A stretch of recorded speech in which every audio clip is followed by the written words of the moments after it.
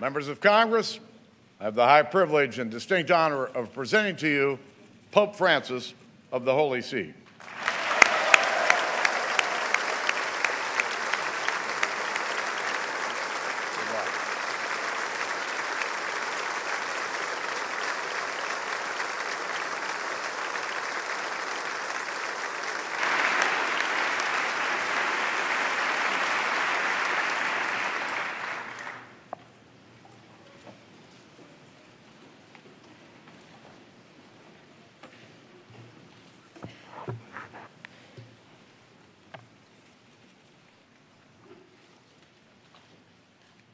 Mr. Vice President, Mr. Speaker, honorable members of the Congress, dear friends,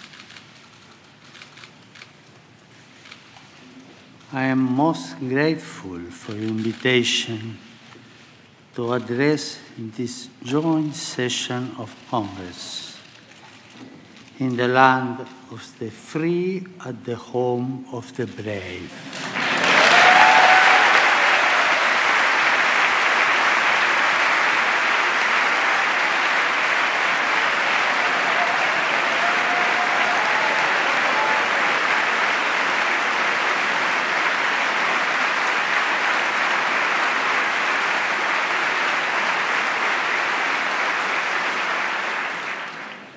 I would like to think that the reason for this is that I too am a son of this great continent from which we have all received so much and toward which we share a common responsibility.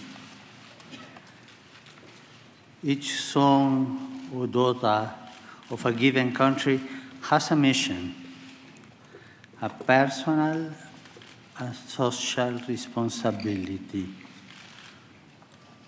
Your one responsibility as members of Congress is to enable this country by your legislative activity to grow as a nation. You are the face of its people. They are representatives. You are called to defend and preserve the dignity of your fellow citizens in the tireless and demanding pursuit of the common good. For this is the chief aim of all politics. A political society endures when it seeks as a vocation to satisfy common needs by stimulating the growth of all its members, especially those in situations of greater vulnerability or risk. Legislative activity is always based on the care for the people. To this, you have been invited, called, and convened by those who elect you. Yours is a work which makes me reflect in two ways on the figure of Moses. On the one hand, the patriarch and lawgiver of the people of Israel symbolizes the need of people to keep alive their sense of unity by means of just legislation. On the other, the figure of Moses leads us directly to God and thus to the transcendent dignity of the human being.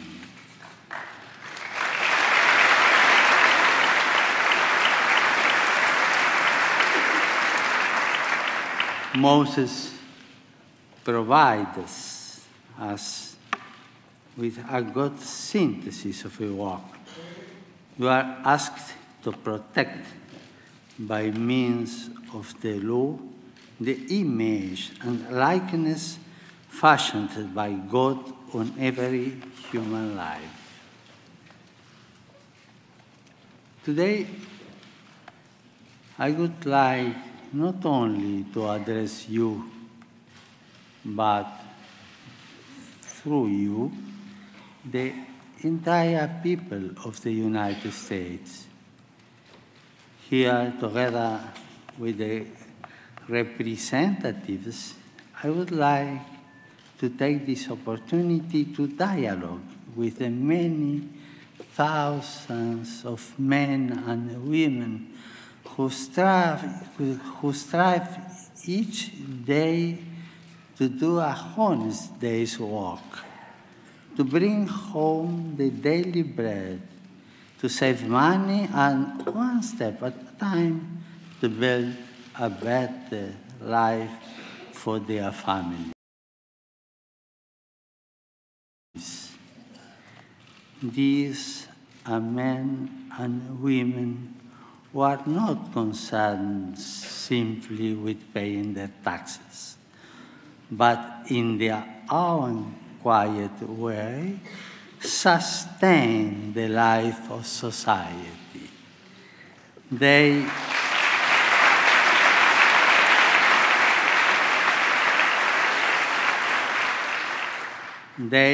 generate solidarity by their actions, and they create organizations which offer a helping hand to those most in need. I would also like to enter into dialogue with the many elderly persons who are a storehouse of wisdom forged by experience and who seek in many ways, especially through voluntary work, to share their stories and their insights.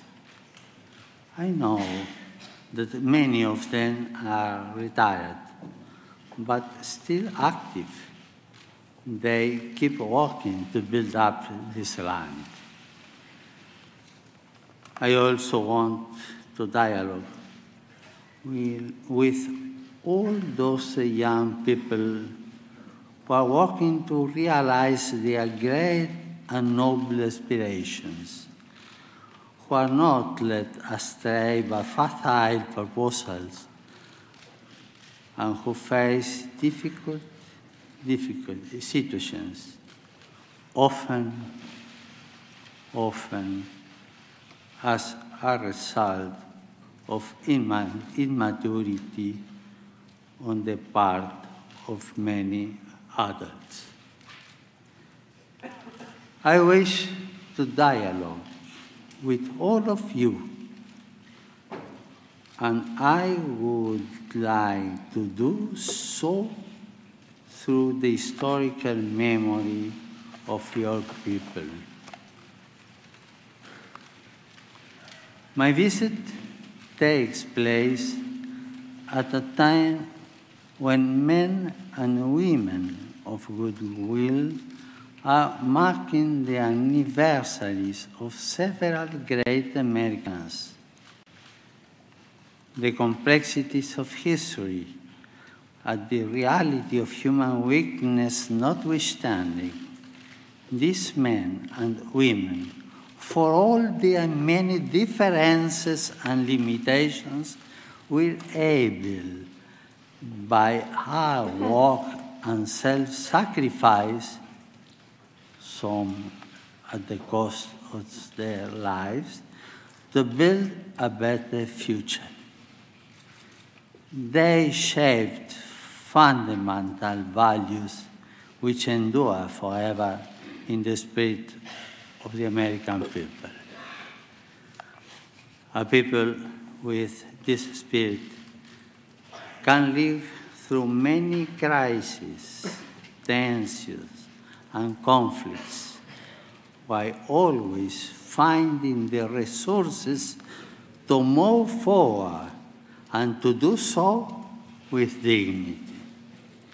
These men and women offer us a way of seeing and interpreting reality.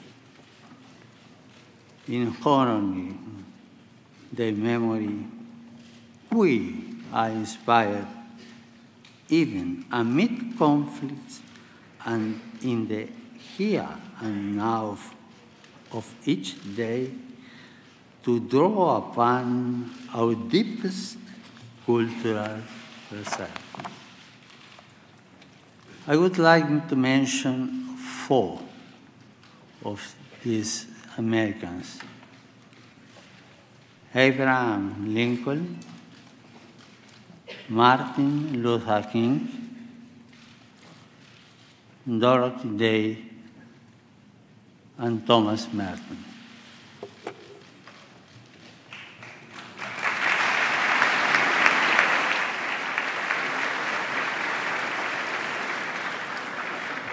This year marks the 150th anniversary of the assassination of President Abraham Lincoln, the guardian of liberty, who labored tirelessly that this nation under God might have a new birth of freedom.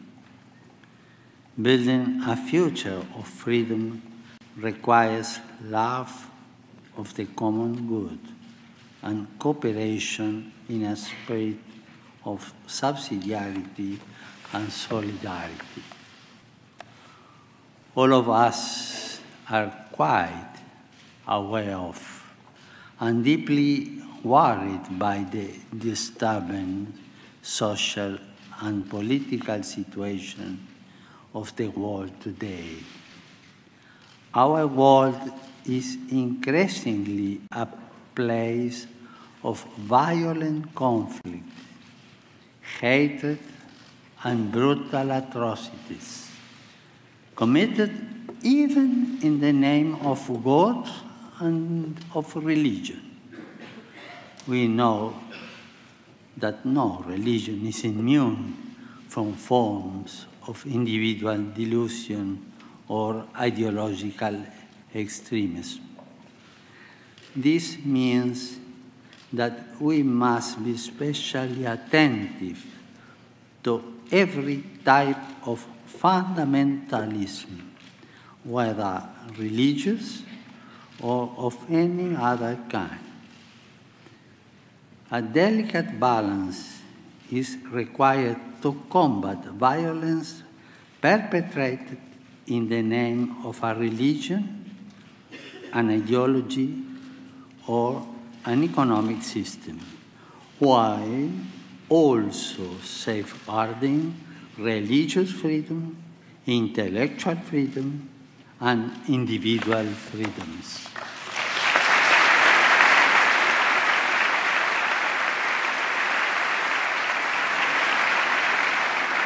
But there is another temptation which we must especially guard against.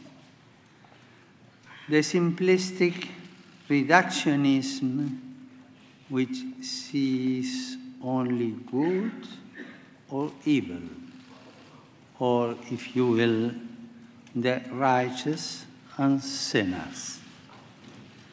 The contemporary world, with its open wounds, which affect so many of our brothers and sisters, demands that we confront every form of polarization, which would divide it into these 2 camps.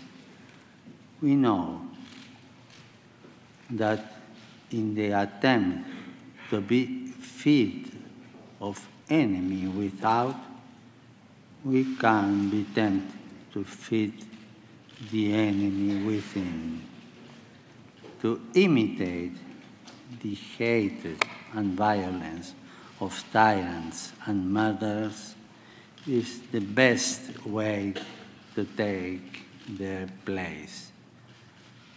That is something which you, as people, reject.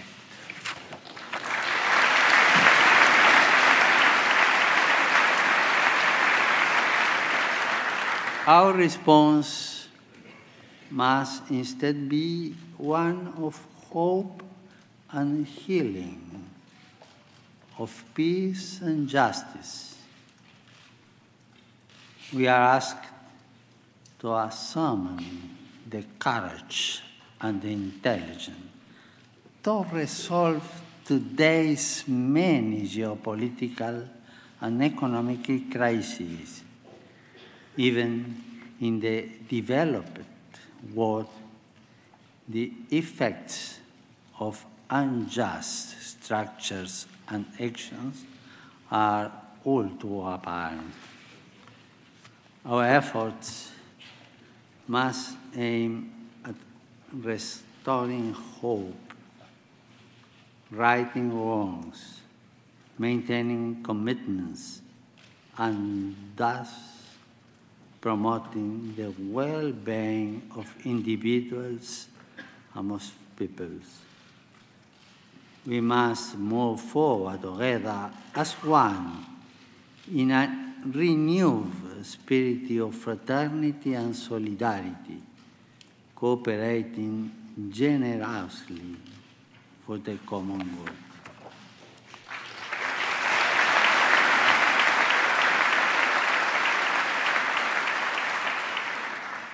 The challenges facing us today call for a renewal of that spirit of cooperation which has accomplished so much good throughout the history of the United States. The complexity, the gravity, and the urgency of these challenges demand that we pool our resources and talents and resolve to support one another with respect for our differences and our convictions of conscience.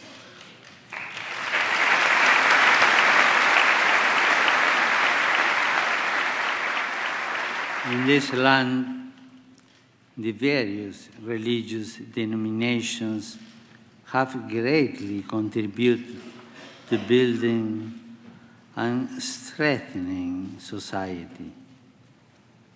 It is important that today, as in the past, the voice of faith continue to be heard, for it is a voice of fraternity and love, which tries to bring out the best in each person and in each society.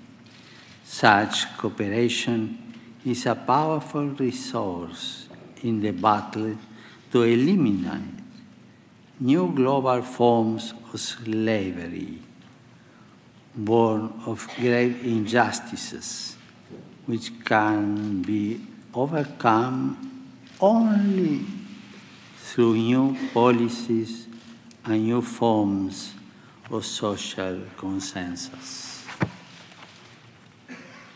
Politics is instead an expression of our compelling need to live as one in order to build as one the greatest common good, that of a community which sacrifices particular interests in order to share injustice and peace, its goods, its interests, its social life.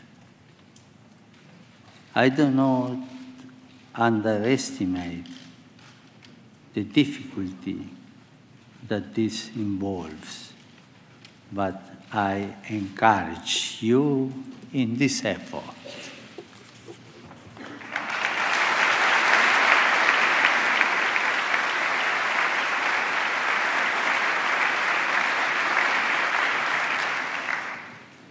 Here too, I think of the march which Martin Luther King led from Selma to Montgomery 50 years ago as part of the campaign to fulfill his dream of full civil and political rights for African Americans.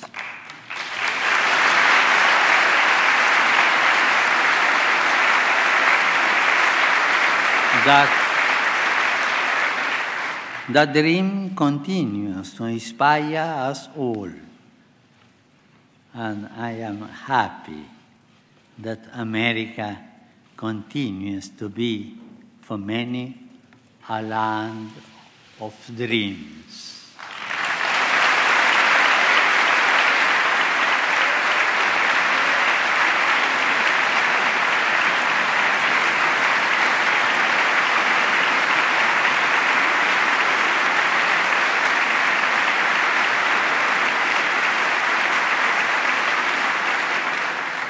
Dreams which lead to action, to participation, to commitment.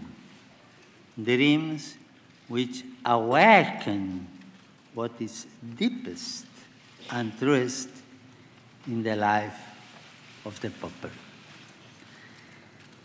In recent centuries, millions of people came to this land to pursue the dream of building a future in freedom.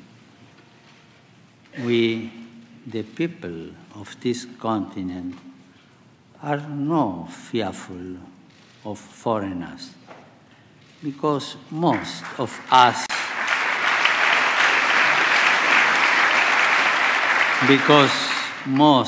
us were once foreigners.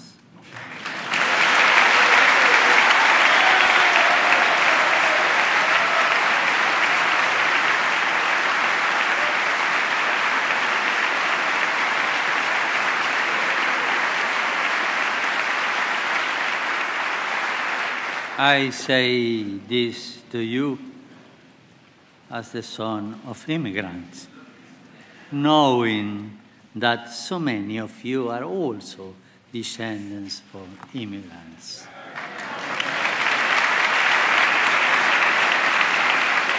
Tragically, the rights of those who were here long before us were not always respected.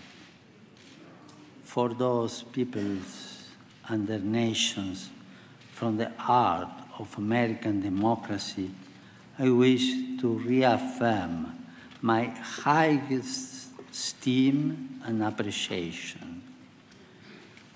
Those first contacts were often turbulent and violent, but we know that it's very difficult to judge the past by the criteria of the present.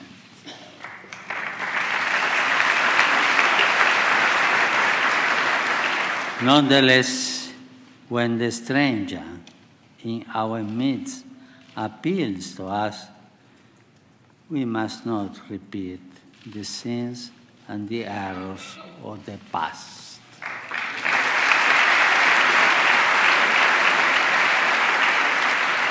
We must resolve now to live as nobly and as justly as possible, as we educate new generations not to turn their back on our neighbors and everything around us.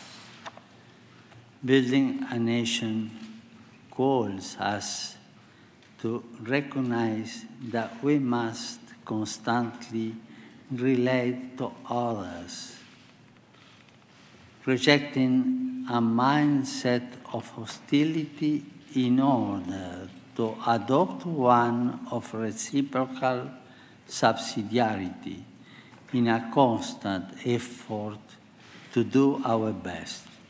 I'm confident that we can do this. Our world is facing a refugee crisis of a magnitude known since the Second World War. This presents us with great challenges and many hard decisions. On this continent, thousands of persons are led to travel north in search of a better life for themselves and for their loved ones, in search of greater opportunity. It is not what we want for our own children.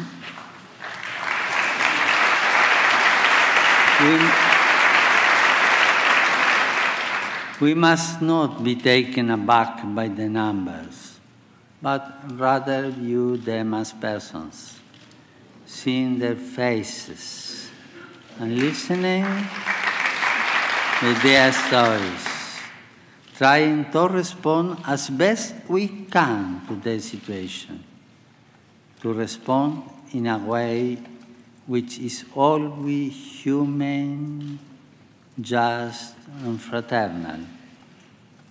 We need to avoid a common temptation nowadays to discard whatever proves troublesome. Let us remember the golden rule. Do unto others as you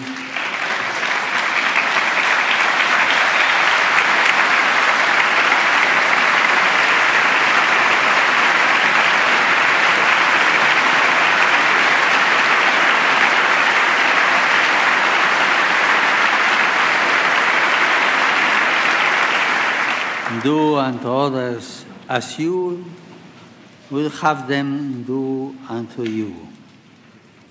This rule points us in a clear direction.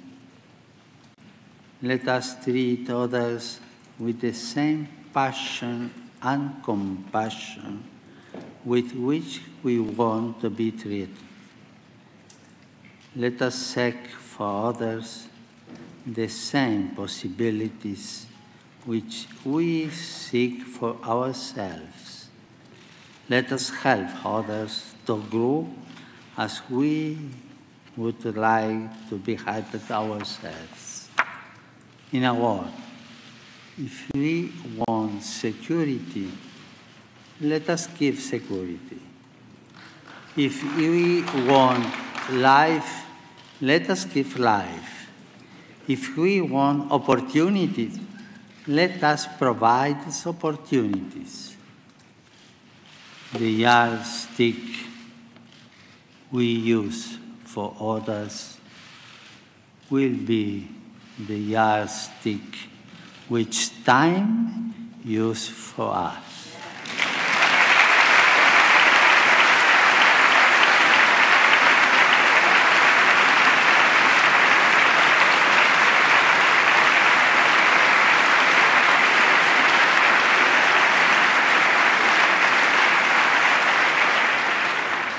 The Golden Rule also reminds us of our responsibility to protect and defend human life at every stage of its development.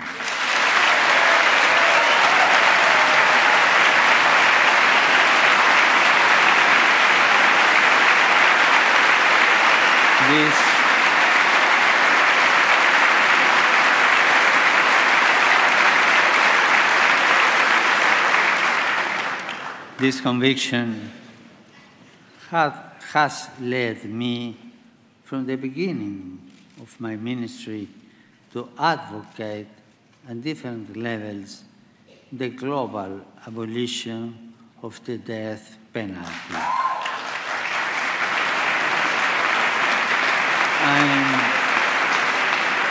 I am convinced that this way is the best, since every life is sacred. Every human person is endowed with unalienable dignity, and society can only benefit from the rehabilitation of those convicted of crimes. Recently, my brother bishops here in the United States renewed the call for the abolition of the death penalty. Not only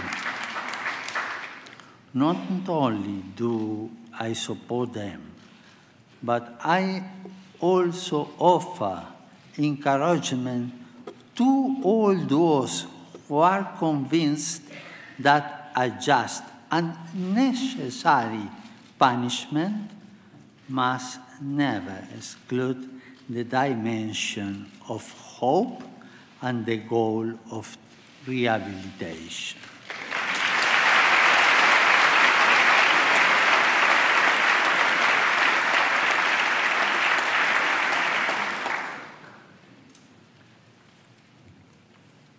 In these times, when social concerns are so important,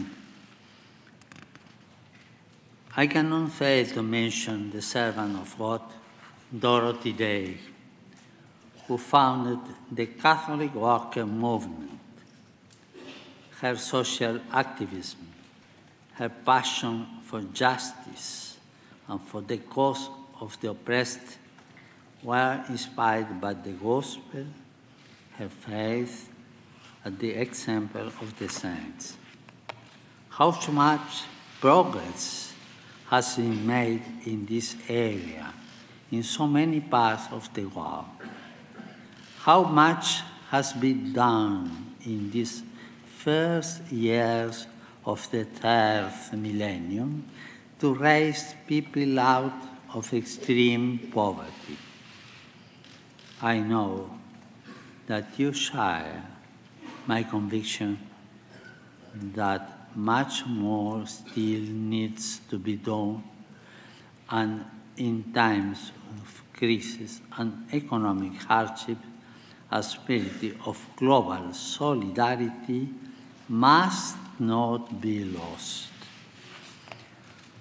At the same time, I would encourage you to keep in mind all those people around us who are trapped in a cycle of poverty. They too need to be given hope. The fight against poverty and hunger must be fought constantly and on many fronts, especially in its cause. I know that many Americans today, as in the past, are working to deal with this problem. It goes without saying that part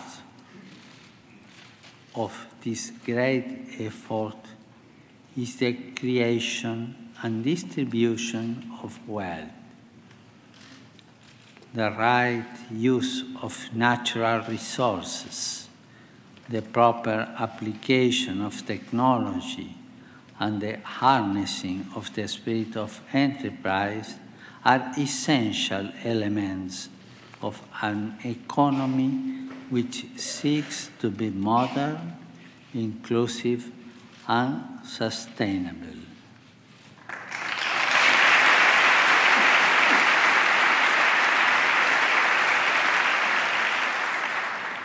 Business is a noble vocation directed to producing wealth and improving the world. It can be a fruitful source of prosperity from the area in which it operates, especially if it sees the creation of jobs as an essential part of its service to the common good.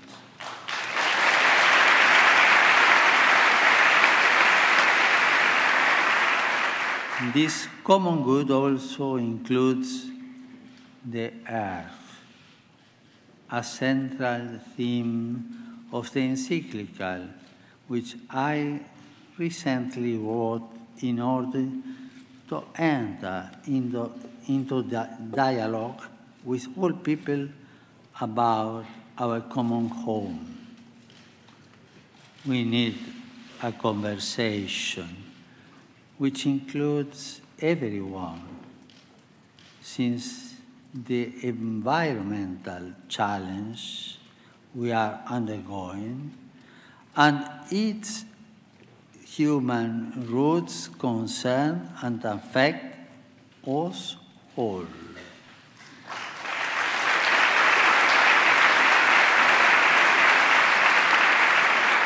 In Laudato Si, I call for a courageous and responsible effort to redirect our steps and to avert the most serious effects of the environmental deterioration caused by human activity.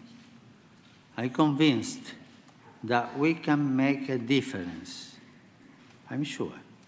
And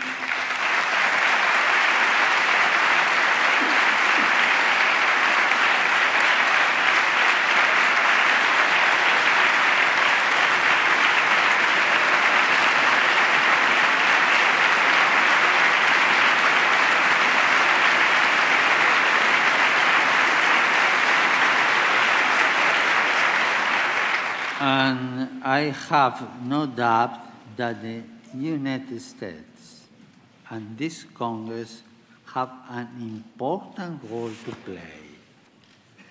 Now is the time for courageous action and strategies aimed at implementing a culture of care and an integrated approach to combating poverty, restoring dignity to the excluded, and at the same time, protecting nature.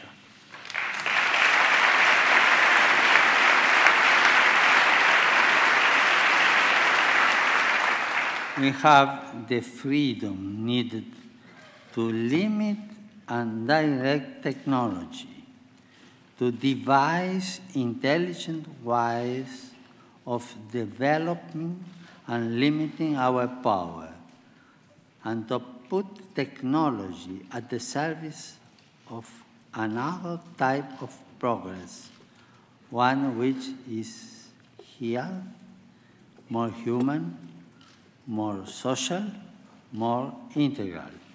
In this regard, I am confident that America's outstanding academic and research institutions can make a vital contribution in the years ahead.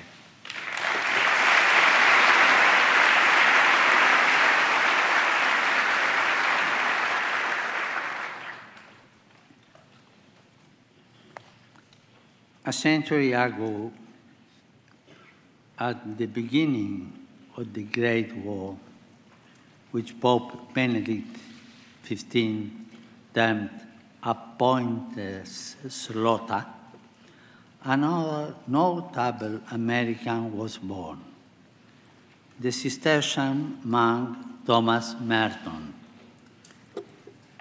He remains a source of a spiritual inspiration and guide for many people. In his autobiography, Merton wrote, "I came into the world free by nature, in the image of God. I was, nevertheless, the prisoner of my own violence and my own selfishness, in the image of the world into which I was born. That world was the picture of hell, full of men like myself, loving God and yet hating Him, born to love Him, living instead in fear of hopeless self-contradictory hangers. Merton was, above all, a man of prayer, a thinker who challenged the certitudes of this time and opened new horizons for souls and for the Church. He was also a man of dialogue, a promoter of peace between peoples and religions. From this perspective of dialogue, I would like to recognize the efforts made in recent months to help overcome historic differences linked to painful episodes of the past. It is my duty to build bridges and to help all men and women in any way possible to do the same. When countries which have been at odds resume the path of the dialogue, a dialogue which may have been interrupted for the most legitimate of reasons, new opportunities open up for all.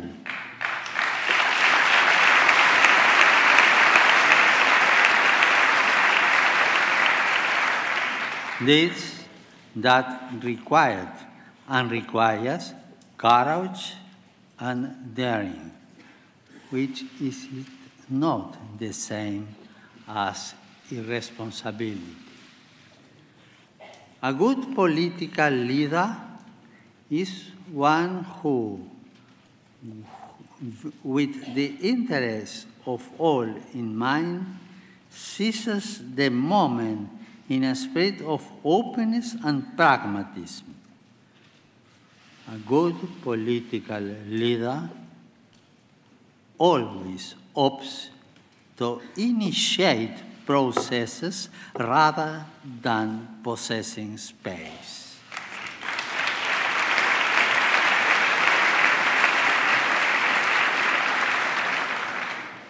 Being at the service of dialogue and peace also means being truly determined to minimize and, in the long term, to end the many armed conflicts throughout our world.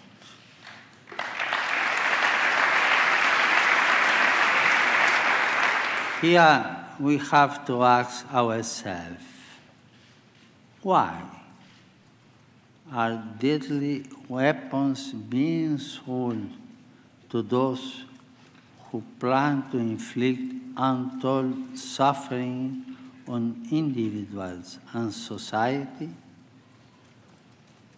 Sadly, the answer, as we all know, is simply for money. Money that is drenched in blood, often innocent blood. In the face of the shameful and culpable silence, it is our duty to confront the problem and to stop the arms stride.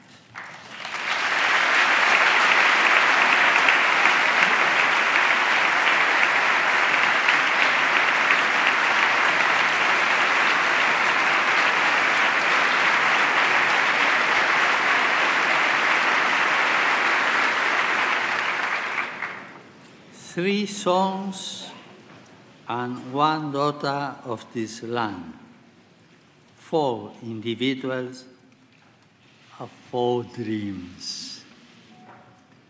Lincoln, liberty. Martin Luther King, liberty in plurality and non-exclusion. Dorothy Day, social justice and the rights of persons. And Thomas Merton, the capacity for dialogue and openness to God. 4 representatives of American people. I will end my visit to your country in Philadelphia, where I will take part in the World Meeting of Families. It is my wish that throughout my visit, the family should be a recurrent theme. How essential the family has been to the building of this country.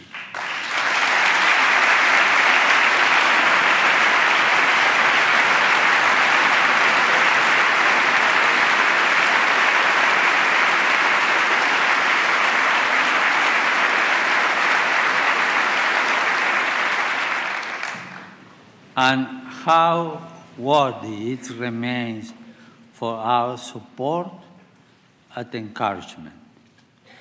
Yet, I cannot hide my concern for the family, which is threatened, perhaps as never before, from within and without.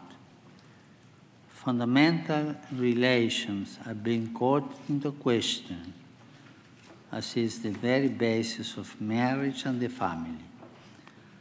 I can only reiterate the importance and, above all, the richness and the beauty of family life.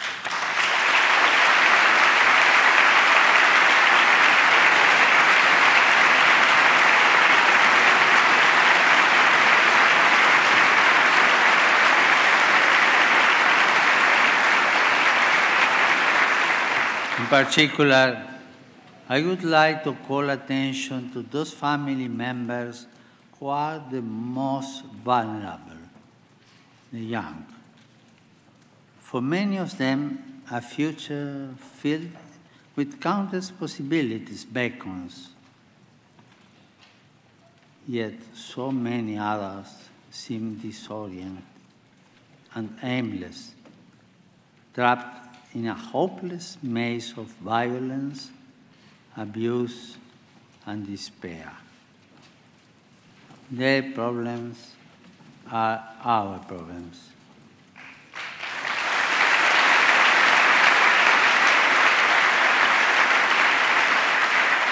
We cannot avoid them. We need to face them together, to talk about them, and to seek effective solutions rather than getting bogged down in discussion. At the risk of oversimplifying, we might say that we live in a culture with precious young people known to start a family because they lack possibilities for the future. Yet, the same culture presents others with so many options that they too are dissuaded from starting a family. A nation can be considered great when it defends liberty, as Lincoln did, when it fosters a culture which enables people to dream of full rights for all brothers and sisters, as Martin Luther King sought to do, when it strives for justice and the cause of the oppressed, as Dorothy Day did, by her tireless work, the fruit of a faith which becomes dialogue and sows peace in the contemplative style of Thomas Merton. In this remark, I have sought to present some of the richness of your cultural heritage, of the spirit of the American people. It is my desire that this spirit continue to develop and grow so that as many young people as possible can inherit and dwell in a land which has inspired so many people to dream. God bless America.